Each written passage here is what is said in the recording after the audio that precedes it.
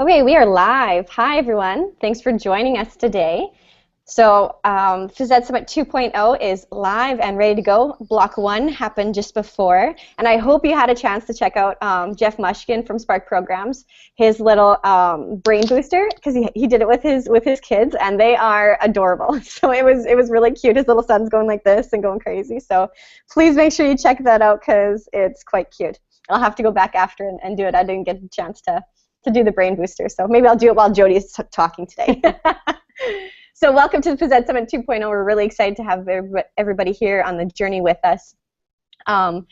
We are streaming 4 to 5 live videos at a time. We had some issues with echoing in the beginning. I had some issues where I was hearing echoes, no one else was hearing it. So if that happens, I'm just going to be quiet, try and listen to what's going on, and we'll go from there. So we've had a few technical difficulties, but please just be patient with us as it's always a learning process when it comes to Google Hangouts and what's going to work and what's not going to work. So we thank you for your patience. But if you do hear anything or know of something happening, tweet at one of us, so the session moderators, so that we can try and get that fixed and ready to go. First and foremost, well, I guess maybe not first and foremost, but thank you so much for everybody that's participating. Really, we couldn't make this happen without you, the viewers, watching and taking your time out of your day to, just get better. Really, like Amanda said, it's, our students matter in her keynote, and which was, if you haven't checked out her Say No to the Status Quo keynote, I honestly teared up. Like, I was like just motivated, and yes, yes, you're right, Amanda, and I just had tears in my eyes, and so it was very motivational to me personally. So I hope everybody gets a chance to check that out. But thank you so much. We have an amazing PE community, and the fact that you're all here on your Saturday morning is phenomenal. So thank you. We'd like to thank Spark Programs for their sponsorship. Spark is a research and evidence-based organization. They partner with San Diego State University. They're a strong supporter of online professional development. You can visit their website, or I should say our website, because I'm part of Spark now. You can visit our website at sparkpe.org to learn more about PE teacher resources, on-site workshops, content-matched equipment, and anything else that you want. Also, send a message to me or to Jeff or anybody on the Spark programs if you have ideas as to what you'd like to see. I'm part of the development team, so there's my little quick Spark pitch. Spark has graciously donated some really great raffle prizes, same raffle prizes as last time. You could win a Spark Dance DVD, digital physical education program that you can pop up on your iPads. You can print things off. It's really neat. Summer Institute registration, and I am leading the technology one, and we'll be helping out with a few others. So if you get a chance to check out those institutes, it's going to be phenomenal. So if you win that one, you're one lucky viewer. As well as a $150 gift certificate to the Spark store. So please make sure that at the end I will pop up a little screen, like a little slide that'll have a QR code or a link that you can type in to our conference survey. Once you fill out the survey, you will get your certificate. So in order to get your certificate, we hope that you fill out the survey. And then just give us some feedback for Phys Ed Summit 3.0, hopefully happening in the next couple months. We've already started brainstorming it, so that's exciting. And yeah, if you haven't had a chance to check out Jeff's Brain Booster, please make sure you check that out, because yeah, it's probably the cutest thing I've ever seen. I think his son Zach's in his pajamas, so yeah, it's cute. So anyways, enough of me talking. I want to introduce Jodi, so I guess I'll have to talk a little bit more. So Jodi Larson has spent the past 9 years as a physical education teacher in Ankeny. Did I pronounce that correctly? Yep, that's right. Awesome. She currently is a high school physical education and health teacher at Ankeny Centennial High, and prior to that was at Northview Middle School in Ankeny. While at Northview Middle School, her PE program was one of 4 schools in Iowa to be named a PE for Life model school. In 2001, she was named Iowa Middle School Physical Education Teacher of the Year. She has presented at several conferences across the state and in the Midwest. Prior to her time in PE, she spent 11 years teaching special education. This unique experience allows her to use both skill sets in her adaptive physical education classes. We are very excited to have Jodi here today. So Jodi, without further ado, it's all to you. Thank you, Naomi.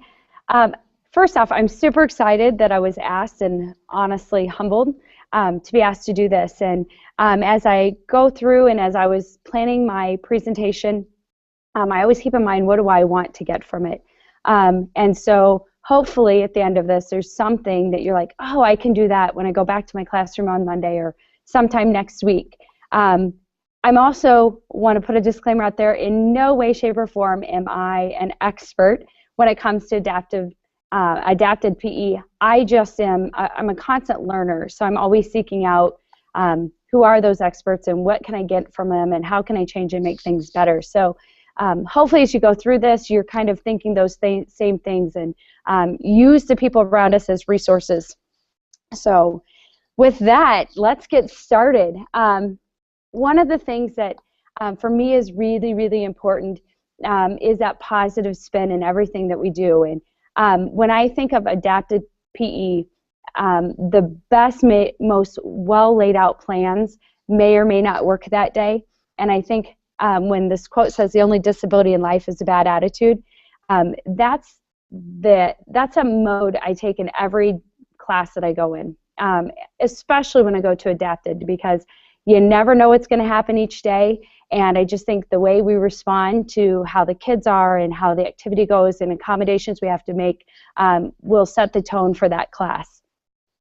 So I wanted to just do a little background. As I was visiting with Naomi the other day, and I was trying to get a grasp on what did I need and what background information did I need to think about. The reality is adapted PE looks so different depending on where you're at. Across the United States we're different. In my state of Iowa we're different. So across the world, what that looks like is different. And I hope that as we go through today, you think about what it looks like in your school, and is it what's best for students, and what changes do we need to make it better for our students. So just kind of going on what is adapted PE, the definition that's been used with our national standards for adapted PE is just that it's education that's adapted or modified so it's appropriate for a person with a disability as it is for somebody without. And as we went through this, everything I was thinking is it's no different than our regular classroom. We have to differentiate. We've got to make accommodations. And it's that same thing. What are we doing to make PE accessible to all students? And then just kind of those federal mandates that go with it. We're actually fortunate that it is a federally mandated within the special ed law. Therefore, our students have the right to it. And if it's designated in an IEP, in their individual education plan, that they have a right to it, even if a peer who does not have a disability doesn't have access, our students that have that disability still have the right to have that physical education opportunity provided to them. The challenges come in the fact that we're so different across every state, across the world, and how we deliver, what it looks like, how students are served.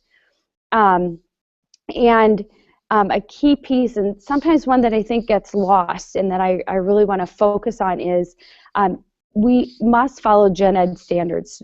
In any special ed service, at the end of the day, our students are supposed to be progressing towards the same standards that all of our other students of different abilities are progressing towards. And sometimes I think that's where we tend to get a little bit lost. As I was reflecting on where do I go and what direction do I take, in being up front, in the state of Iowa, we do not have what would be considered adapted specialists. In the whole state, there's only 2 that I'm aware of that help serve those of us who teach adapted PE, that we can use as resources, that we can use to help, if we need equipment needs and those types of things. And you go north of us to Minnesota, shout out to Mr. Mike Doyle and his Minnesota people. They have a fantastic support system up there, where in the state of Minnesota, they have adapted specialists across the board. I was lucky enough to be able to go up there for a conference and present, and to be surrounded by individuals who have those goals and that background and the expertise in it was an amazing opportunity. And so as we look at, as I was trying to lay this out, I'm like, if you're in Minnesota, or you're in Iowa, or you're in Missouri, or you're in Canada, how all of the laws lay out are much different. So I decided I'm going to talk more about just what we should be looking for, and then you'll have to figure out within your state or within your country what laws and legalities are there. I do think that one of our biggest challenges is in Iowa, and I think this is very common for adapted PE, most physical education teachers are required to take one adapted class in all of their schooling. And then all of a sudden we get into our classroom, we get into our job, and we're I think, blessed to have these students in our classroom, but sometimes not sure what to do with them because we don't have that expertise, we don't have the training, we don't have the education behind it. And I think that's a downfall of our system, and why I really appreciate what Minnesota has done. So as we look at where should our kids be served, it's always important that we must be in least restrictive environment. So that oftentimes falls a couple different ways.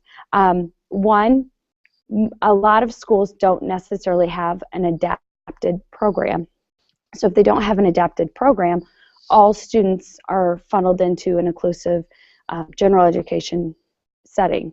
And that obviously would be least restrictive environment, but unfortunately, I believe sometimes that's not the best placement for them. That's not where they should qualify for their physical education services.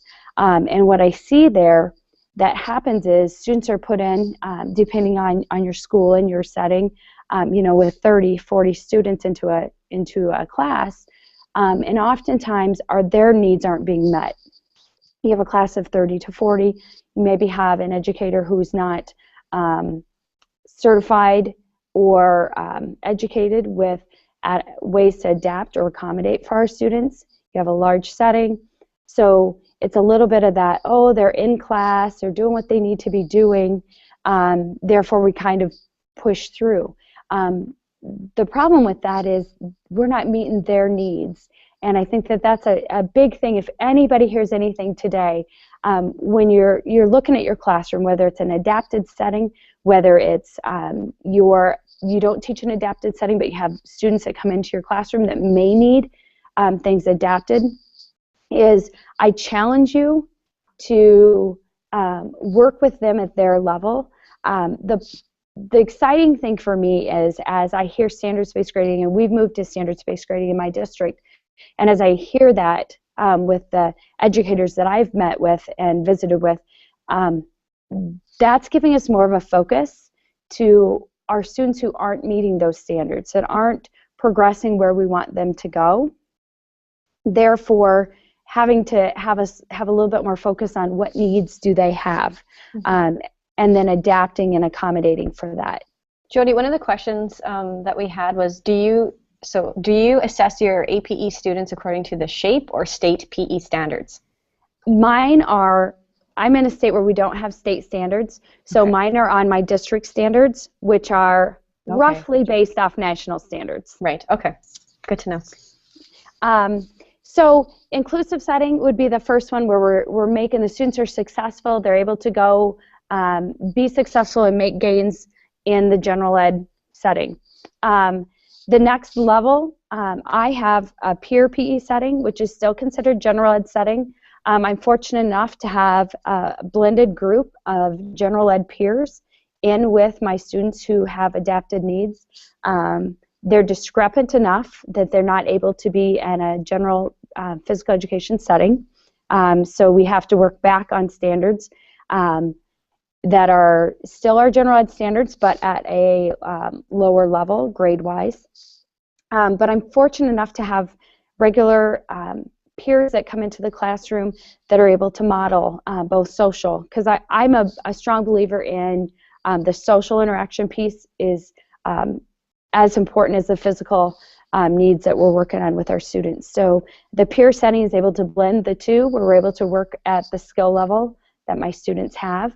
We have peers in there that can help model, help with hand over hand, be able to help make interactions with the students more meaningful. And then as we move down the last list and continuum of services, it can be a combination of settings, maybe where the students need some more direct instruction and some skill, but can still function within a gen ed setting, so we can kind of blend the two together. And then as you move down, each level becomes a little bit more self-contained for the students. So the next one would be just a true adapted class where it's all students who have more discrepancy than they can be successful within a general physical education setting. So they're working more at their level on their skills, and then to more where maybe they need a one-on-one type setting. So the ultimate goal is that we make progress with our students so that the level of service they receive helps them grow and meet their goals that they're moving forward to. I know in states that have pretty rigorous adaptive programs that there's standardized tests that help gauge where students fall, what type of service that they need. Minnesota is one of those. Because I don't use them because our state doesn't have those strict guidelines, I'm not as familiar with them, so I'll leave that for other experts. But there are a lot of standardized testing that can help gauge where students fall as well. The next part for me, I struggled with getting rid of the adaptive physical education teachers because when it comes down to it, and I'll talk a lot about the feeling that sometimes as physical educators we've not been given the skill set to adapt and work with students who have different ability levels. And so it's kind of coming up and doing some research on what do we need, what are considered highly qualified skills for adaptive. I really think they're for all teachers. As I was going through this, we all need to be able to assess and evaluate our students and determine what needs they are. I have to do that every day in my regular PE classes. I have to look at my students and be able to assess them, evaluate, use my formative assessments to make instructional changes so that they can be more successful in the class and meet the standards that are set for them. You have to be able to develop those long-term plans, be able to work collaboratively. Everything we do in today's, I feel like, in today's education is we work with PLCs, we have our PLNs on Twitter. You have to be able to work collaboratively. Sometimes for adaptive, it's just more people you have to be able to work with. You have to be able to work with the parents. If you're part of the IEP team, some of our students maybe live in group homes, so you have that collaborative piece where you're connecting with the group home, the special ed teachers. So you have to be able to work with a variety of different people that may come in and help serve our students. We need to be able to communicate what needs they have and how those should be addressed. I think the key thing, and we'll talk about it as we move through the presentation, but we have to be able to determine appropriate instructional placements and then make and create those learning environments that allow for success for our students.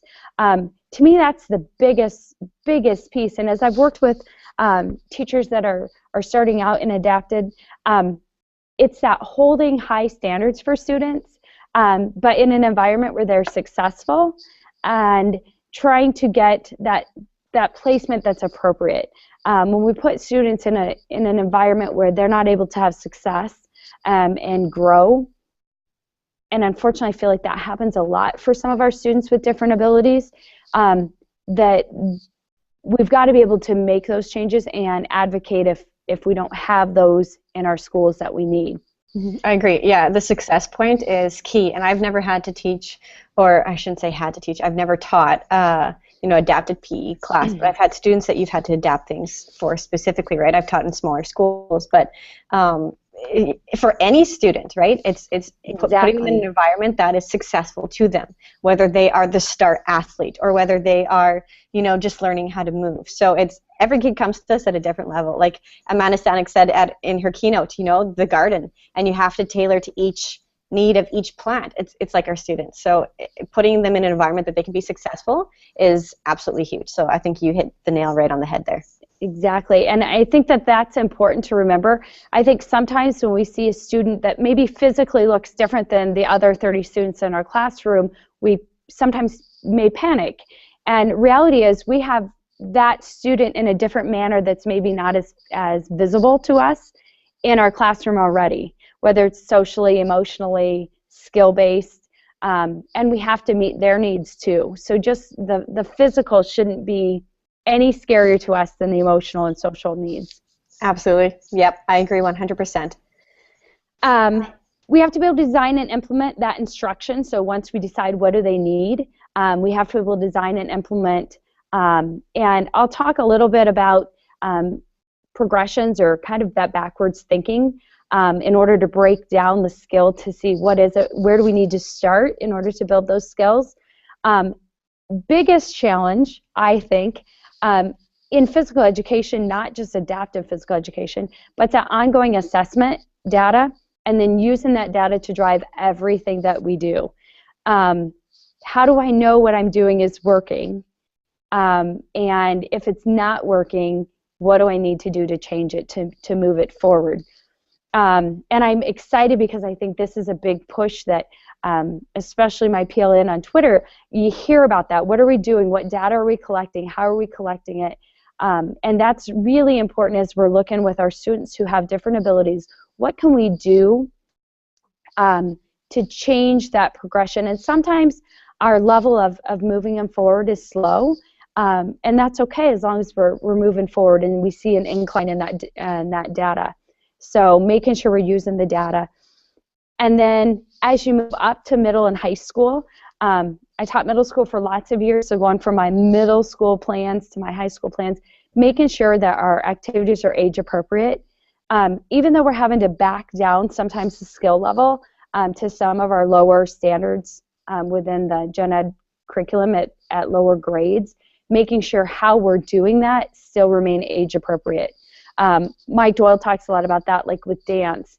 You know, our steps may be basic, our movement patterns might be basic, but choosing the music that would be age appropriate for the students that we serve. Right. Sorry, I just have there's a question from Courtney, who I think is working out and watching this at the same time. So awesome, nice. Courtney. Practice what we preach. Exactly. She said, do you have resources available that I can use? I'm looking for modified games or activities and assessments for the middle school level. I absolutely do. So if she wants to get a hold of me through Twitter, I would share anything. I have a Dropbox with lots of different activities in them. And I'm willing to share any of that with her. Awesome, that is fantastic. Absolutely. Thank you. The next one that as I was moving forward and what's important, you'll probably find that this is a huge passion of mine. So the advocacy piece, being part of an adaptive physical education program, and students. I mean, I believe I'm an advocacy for every student that walks in my door, no matter what. I believe that's my job. As a physical educator, I feel like it's my job. I feel like I'm an advocate for physical education in general. I think that when we're in this profession, you've got to believe in what you do and advocate for the right things. I feel that even more when it comes to working with students who have disabilities. So I believe that this is an important role that we play as adaptive PE teachers.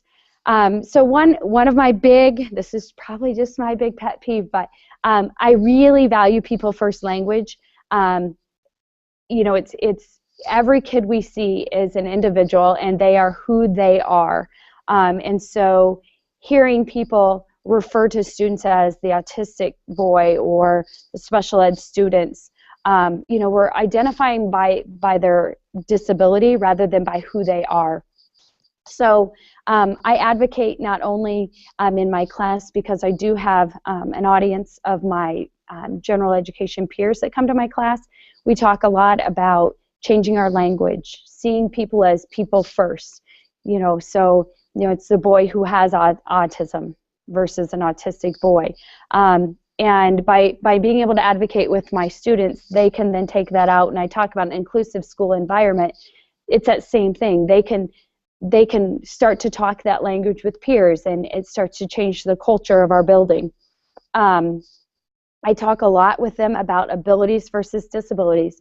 I see my students 4 days out of 5 for physical education, and then my helpers that come, I get 1 day a week where we can work with them on how to work with our students. And we talk a lot about looking at their abilities, not the disabilities. Don't get caught up on what our students can't do, but let's look at what they can do and then accommodate the activities that we're going to do to what they're able to do. And with that, as we talk through that, we talk about the elimination of the use of the R word within our school. And then my big push, and I'm going to throw this out there because if you teach adapted PE, I want you to fight for this. You have the right, we have the right to have the equipment that we need, the space that we need, and the time that we need to serve the students that we need. And oftentimes I feel like it doesn't fit into the schedule to have an adapted PE class, even though maybe the students, skill-wise, that is the right thing. They're not able to participate in the general ed physical education setting successfully to allow them to have success and to make growth. But because we don't have time to teach it in our schedule, or we don't have space to teach it, or we don't have another teacher to teach it, we don't get that class that those students deserve and that those students need. So I'm a believer in fight for that. You know, if you have students that that's what they need and that's what's best for their learning to move them forward, we have to fight for that and push and show. And when you have the data behind that, it helps that fight move easier. And then I think it's important that we showcase our students' talents. I have several of my students are participate in Special Olympics. They are state qualifiers in that, just like our students are in state for basketball and for wrestling, those types of things. So I believe that make sure that they're recognized at pep assemblies. Make sure if you have students who have talents, or as your adapted class, you can participate in a talent show if your school's having a talent show, so that there's recognition for those students for their accomplishments, just like it would be for any other student in our school. So advocate for our kids. Collaboration is another key piece. I think in education today, you can't work alone. I mean, that's just the nature of it. But when you're talking with, when we're working with students who have special needs, we have the opportunity to co-teach. Whether you're an adapted PE teacher that goes in with a general education physical educator. In my case, I'm fortunate enough these last 2 years that I have a co-teacher. So one of our special education teachers comes in to class with me and co-teaches. We collaborate, even though I have her coming in with me, we also collaborate with the other teacher that sees our students throughout the school day. We work closely with behavior specialists who can come in and sometimes a fresh set of eyes can say, okay, why are we not making progress here? What can we do to help change some behaviors? And then collaborate with families. And this one probably hit home to me more than anything this past week. I see growth, and I've been fortunate. I've had several of my students now for 4 or 5 years. So I've seen the growth that they've made. And I was sitting in an IEP meeting, and sometimes those IEP meetings can be pretty hard for parents because they're not always hearing positive things that their kids are able to do or are succeeding at. And so I was super excited to be able to share some successes that I was seeing and some progress made on some goals in physical education. And the mother was so overwhelmed and pleased that it reminded me that I need to share those with families as they happen.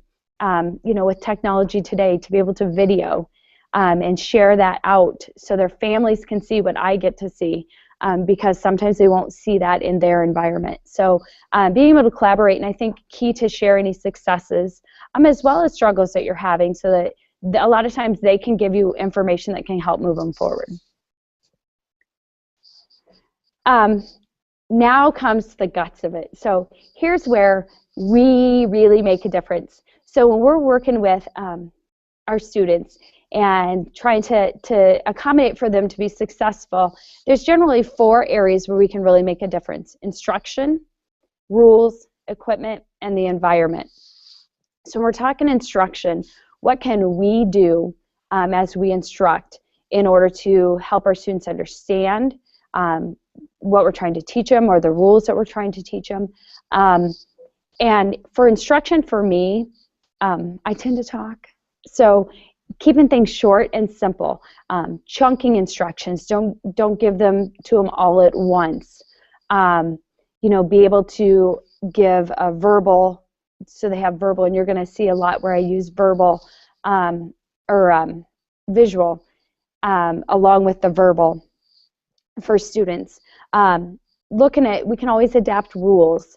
In volleyball, you can let them catch the ball. You can let the ball bounce. You can make the out of bounds larger, or you can make it smaller.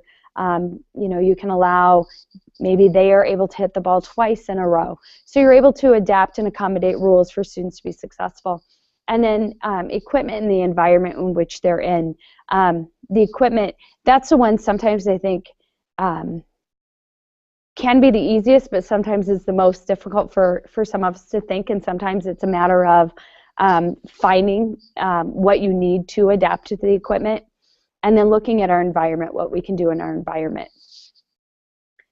So within the first one on instruction, classroom management is huge. That is probably, to me, the key to a successful adapted program, is how well you run it. What do you have set in place for kids to be successful? So if you would come to my class, it's going to look very similar every day. And the bottom picture, we've gone to picture cards for almost everything, because that's what my students, the majority of my students, use throughout their day, whether they're in physical education or they're somewhere else. They use picture cues. And it's important for them to understand what's going to happen when they come down to our space. So we walk, we dance, and we pick up. Those three things never change in our day. So it's just our middle ones that shift. So kids know when they come, I have Velcro on the wall outside the gym, so when they walk down, that's the first thing that they'll see, is a quick visual of this is what our day is going to look like. And then I have we do the same routine. So students walk in, and they have their buddy, and they walk, and they talk. Students at that time can use their communication devices. So I have several students who have iPads, that's their voice for them. So they're able to communicate and can kind of gauge conversation somewhat with their peers. So they walk and talk, because I get students when they're coming from lunch. So oftentimes they stagger in a little bit. It's a minute or two, but I used to find that when I didn't have them doing something, they walked in the gym, that sometimes that's where behaviors were. Some of my students that would come in first were ready to move and get going, and I didn't have that in place. So we walk and we talk. Music's going when they get in there, and when when the music stops, we meet around center circle, and they just know that the music stops, and they all kind of start walking to center circle and kind of do toes on the line on center circle. And at that time is where we use our picture cards, kind of, this is what our day is going to be. We use the clear, concise directions. We use first and then with a lot of our students. So if you have done much with adapted, oftentimes it's first dance, then track and field. So it's short, it's simple, direct with what they can do. And then we try very closely to follow behavior plans that are set in place from the classroom. So like I have one little guy that comes in, and we give, he has 2 laps, and he gets his reward. That's what they do in the classroom. They do 2 tasks, and he gets his reward. So we kind of follow those same guidelines to help gauge some success for the students. These are pictures of different ways we use the picture cues. The middle picture that's what they use every day in their classroom. So that's their picture schedule. They use them when they come in, they set them on their table, and then they check their schedule at the end of PE. So we've tried to stay very much the same. So when they come to our class, it's just like being in the classroom they're in most of the day. The lanyard on the right is those are ours that we wear. So all the peers that are working with them, one set of them have their picture cards on them. I wear one myself, so I'm modeling to the students how to use them. They've been color-coded based off of some of our activities. So if they're in action, if they're a group activity, our Special Olympic Day, our fitness day. So Those are picture cues that the students use to help with communication. Most behavior seems to happen because of frustration with communication or the inability for our students to communicate. And then the one on the left is just an example. We go to the fitness center on Mondays, and we have done picture cues with their actual pictures on them. So this is a way we allow our students to have some choice. So each kid's cards are different. I have some students that only have 3 cards because that's all that they're able to do up there at this point, and we'll add to them as their skills progress. And I have several that have probably 12 cards, and then they have a choice. They can pick 3 blue, 2 green, 1 pink, to kind of allow student choice within that activity. So that's just another way I wanted to show that we use picture cues as we move forward to help with communication. Technology is a big piece. I think that it can make our lives much easier. I use a ton of apps. I've tried to just limit down to some of the most successful I've had with my students in an adaptive setting. So obviously their communication devices are huge. I mentioned earlier, Mike Doyle from Minnesota, we've done a dance-off, and our students were able to use a communication device through our Google Hangout to introduce themselves to one another. So it becomes independent. Instead of somebody else having to introduce our student, they were able to use their communication device. I think I'm a believer in you use technology if it increases the learning and in adapted setting helps engage the students with more independence, because our ultimate goal is for them to be independent and their skills grow. So just some ones that I've used that have helped, especially for differentiation. My group is really arranged. The 12 students that I see are a wide range of students. So within one class setting, I still have to really be good at differentiating what I'm doing. And the Spin It app has allowed me to do that. So it's an app that allows me to choose the number of tasks that I'm going to have them do. So my students who are maybe less mobile and their basketball skills may be broken down to being able to grasp and drop something into a bucket. You know, I might choose just the numbers 1 through 5. So when they spin it, they're only going to have to do 1 to 5 times. The other side of the Spin It app, then, I'm able to put in the tasks that I want them to do.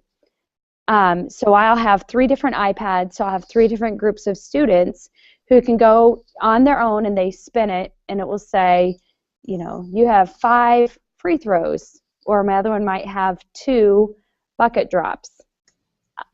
So I'm able to differentiate. They're all working on similar skills, but at the level that's appropriate for them, and it puts independence on them because they're the one in control of hitting the button to figure out what task that they're going to do. Mm-hmm. So Jodi, one of the questions was, what types of rewards do you give the students after they complete like 2 tasks? So something that you kind of referencing before. Yep, I have. Again, we're following kind of their plan that comes from the classroom. So I have one little guy. When he completes his 2, he has a 3-minute break, and that 3-minute break can be a little. He has a video clip on his iPad, on his communication device. He also likes magazines, so sometimes when he's done with his task, he goes to a chair because he likes to just flop on the floor. So we've worked on him having to sit in his chair for his reward, and then he'll flip through his magazine. I have another one that is driven by music. So an example is when I had him first as an 8th grader, basically he functioned with an iPod and like they played the participate. He's now at the point where he will, at the end of class, because he's able to now go through class and he's made great growth. At the end of class, we have a playlist for Brian, and he gets to choose his song that's played during pickup time. So for him, it's pickup, or it's music during pickup time. And I have another little guy who likes to play. It's a copy game. He does different actions. He'll tap the floor or spin in a circle, and he likes his peer to copy. So when he completes his, when he does his number of tasks he has to complete, he gets 2 minutes to play copy, and then he goes back into the task. So it varies depending on the student. Okay, awesome. And one more question from Haley. She's student teaching right now. And she said she's student teaching 2 adaptive classes. She said one of them is a little bit lower functioning. She just do you have ideas to get them moving? That is always a challenge, depending on the level. If they have, like I have a young man who is in a wheelchair and not much motion in arms or legs. For us, we have the okay to get him out. So for him, we put him out on a mat, and we put the soft bowling pins near like his arms or his legs. And our goal is to try to get him to move and shift enough to knock a pin down, either with his arms or his legs. I have, and I can't remember if I put a picture on it, but bells that can put around their hands and we can do that in his chair as well. So sometimes we'll put bells on his hands, encouraging him to move his arm enough that the bells will ring. So that's one of the ways we get some of our students with less mobility to move. Also hand over hand. So for some students, it's the matter of any of the tasks that we do, we'll do hand over hand to help with that motion to get students to move. But I would love to brainstorm with anybody on that one, because that's always my biggest challenge as well. Our students who are less mobile, trying to find ways to engage them to move. But those are just some ideas right off the top of my head. Awesome. No, that's fantastic. Rip Deck is similar to Spin It. A lot of times it's people think of it in terms of fitness, and I do it for fitness as well. But you can also put the 4 tasks can be, it's like a deck of cards. So the 4 tasks could be walk a lap, or it could be not a lap because then my numbers would be high, but like if you're doing basketball, you can put in for shooting again. You can be shooting, it could be dribbling, it could be kicking skills, whatever 4 tasks you want them to do. And then again, anytime it seems like the student can control, whether it's hitting it to spin it or to click to next card, the level of engagement improves and their independence level improves. So those 2 are very similar, but different ways I can use them. Game Fit Racing, we use when our students go to the Wellness Center. It will read with a treadmill or a bike, and it's like a game or a car race. So the faster they pedal or walk on a treadmill, the faster their car goes.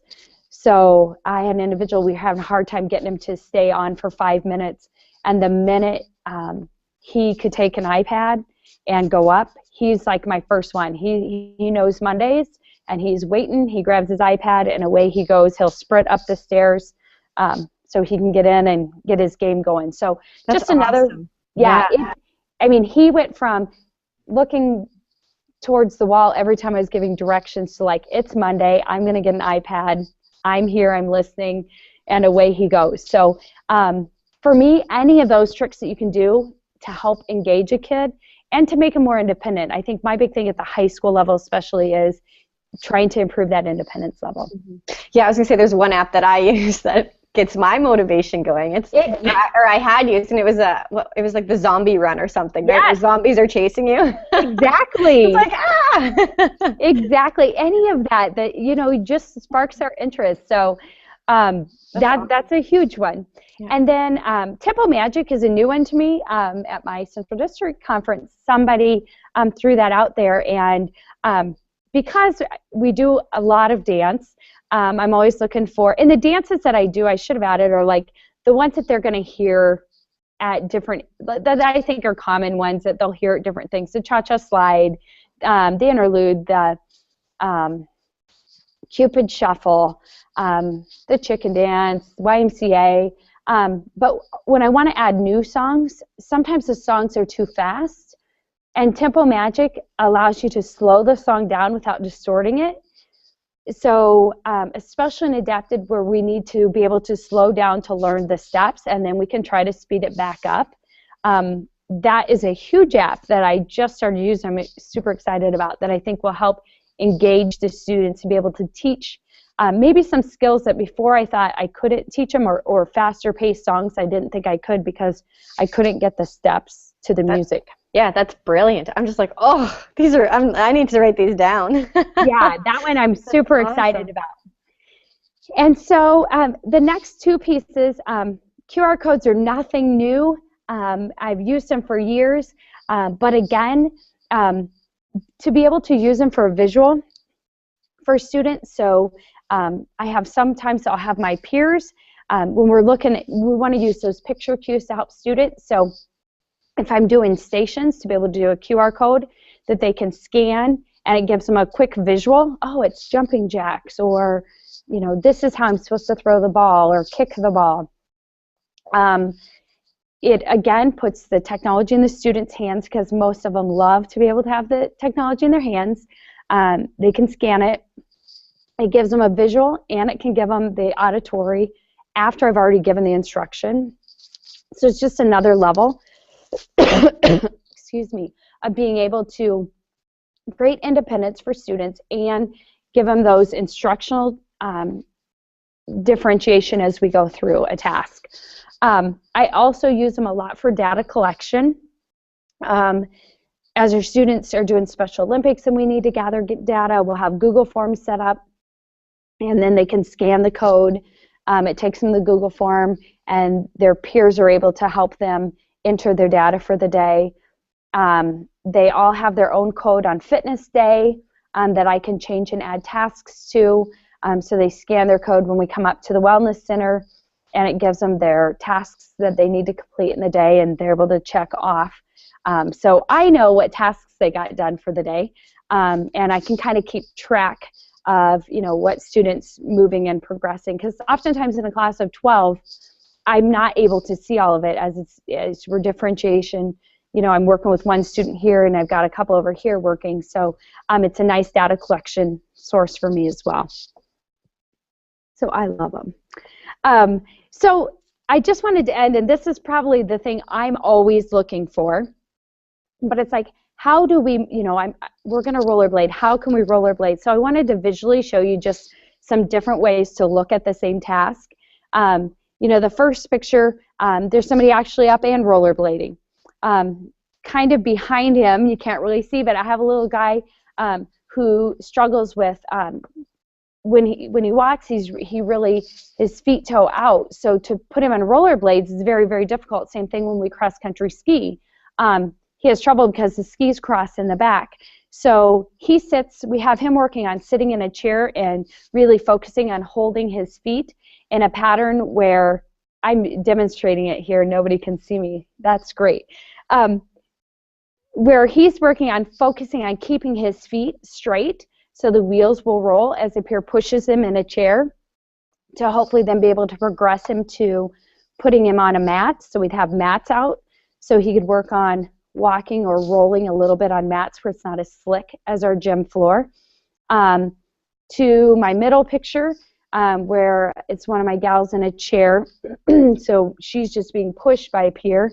And then my little guy on the right, right now is just working on balancing on the scooter, as kind of a level of different ways that can look. I also have a student who we have garbage cans on wheels. So some of our students hold on to the garbage cans for balance in front, and then they are able to work on their balance, but they have something to kind of hold on to progress in rollerblading. So, I mean, this is just one example, but I wanted people to start thinking about how that can look, because sometimes I struggle with thinking sitting on a scooter and balancing is in any way working on the same skill set as somebody balancing on rollerblades, but it really is that balance. We also have longboards that after the scooter adds another level in there, because now they do have to work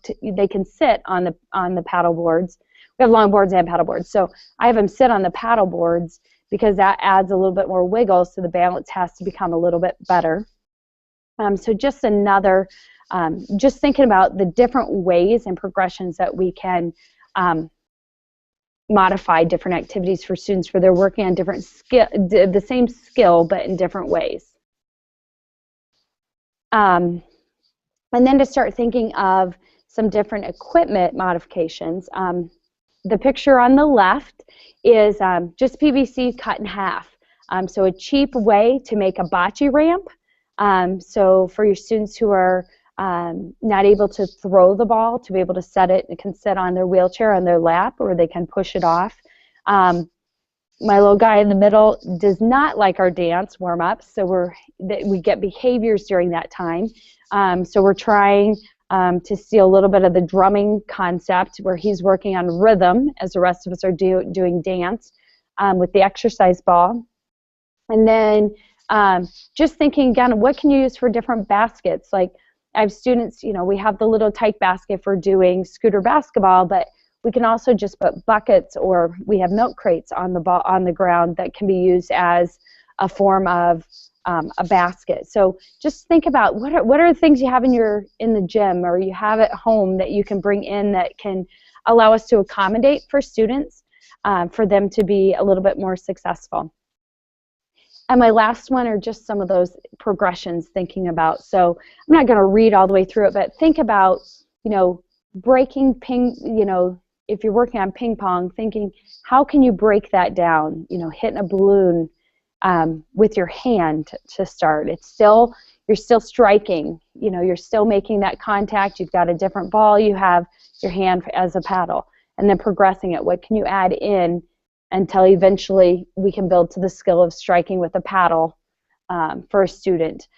Same thing with basketball. I used to struggle with some of my students. It's like, well, they're never going to be able to hold and shoot a basketball. But when you break down the skills that go into it, they can grasp something and drop it into a laundry basket or a bucket.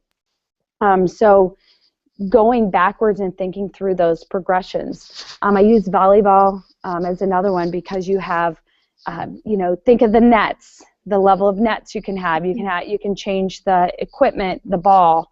You can change the rules of the game. So just trying to give some examples of different ways you can accommodate and change as you went. Mm-hmm.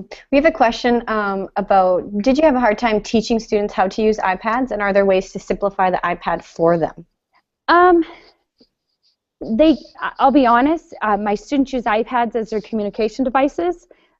So a lot of that teaching of using it came probably from their classroom, from their special education teacher. What I have found, most of them are, and I feel like I'm pretty techie with it, most of them pick up on it pretty fast. So other than I have a folder, so they know where their folder is in it. So they know that mine are color coded. So the ones that I keep with me in the gym are color coded. So they know, the blue iPad is the one that they're going to grab, the green one, because then I have tasks set up accordingly, differentiated by the color of their iPad. But a lot of the teaching of it came from, because that is their communication device that they use all day in the special ed room. That makes sense.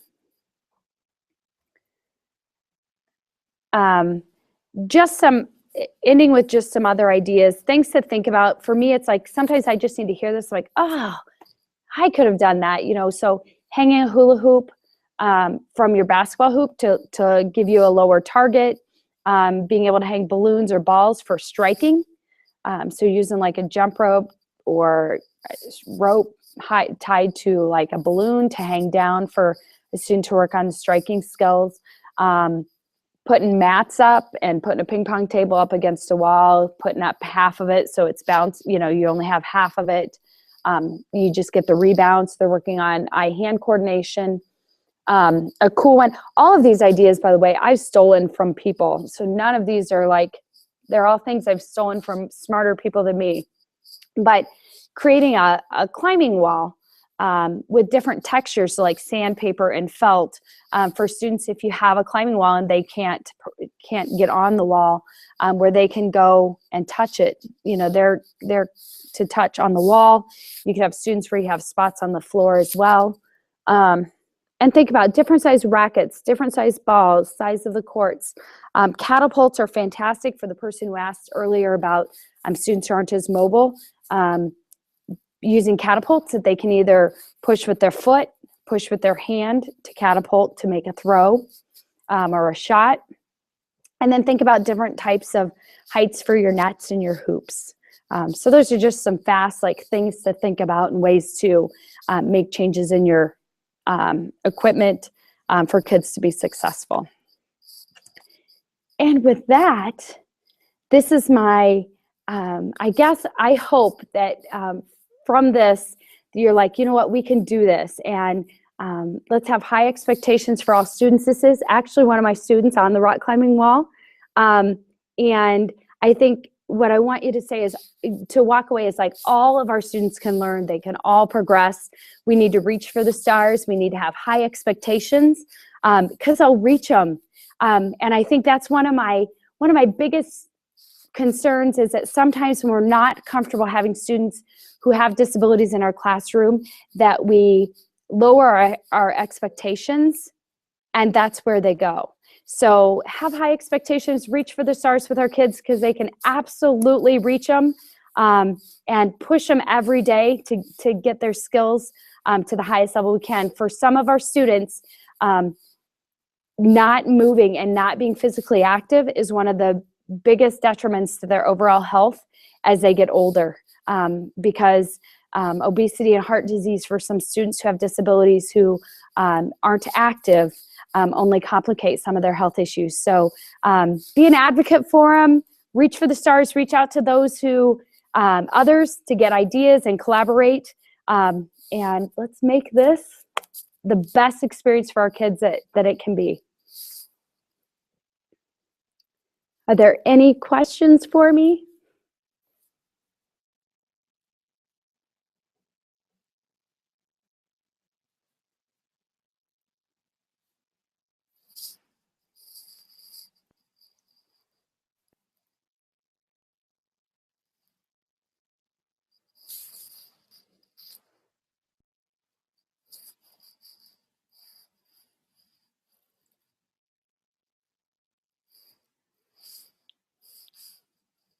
I think I've lost Miss Hartl.